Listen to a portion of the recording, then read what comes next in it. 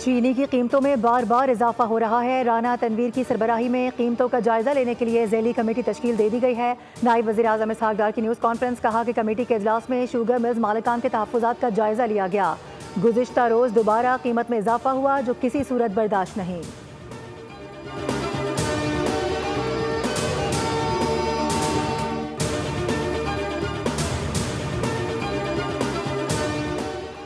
وزیر اعظم نے پودا لگا کر موسم بہار 2025 کی شجرکاری مہم کا آغاز کر دیا۔ چاروں صوبوں آزاد کشمیر اور گلگت بلتستان میں 4 کروڑ 17 لاکھ پودے لگائے جائیں گے۔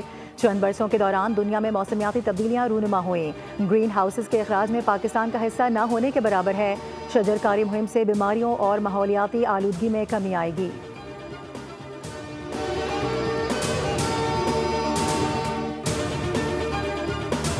عالمی بینک نے پاکستان کے لیے $102 ملین قرض کی منظوری دے دی۔ رقم میکرو کریڈٹ اور میکرو فائنانس کے لیے استعمال ہو سکے گی۔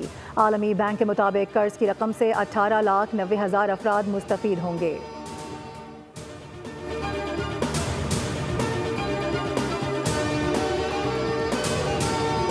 وزیر اعظم شہباز شریف آج 3 روزہ دورے پر سعودی عرب کے لیے روانہ ہوں گے۔ ترجمان دفتر خارجہ کے مطابق 19 سے 22 مارچ تک دورے کا مقصد 2 طرفہ تعلقات، معاشی تعاون اور سرمایہ کاری میں اضافہ کرنا ہے۔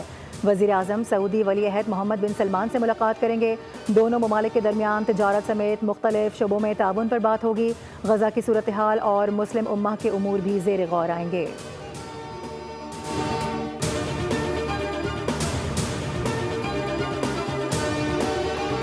اور عید الفطر پر 3 تعطیلات کا اعلان کر دیا گیا۔ 31 مارچ سے 2 اپریل تک عید کی سرکاری تعطیلات ہوں گی۔ وزیر اعظم کی منظوری کے بعد کابینہ ڈویژن نے اعلامیہ جاری کر دیا۔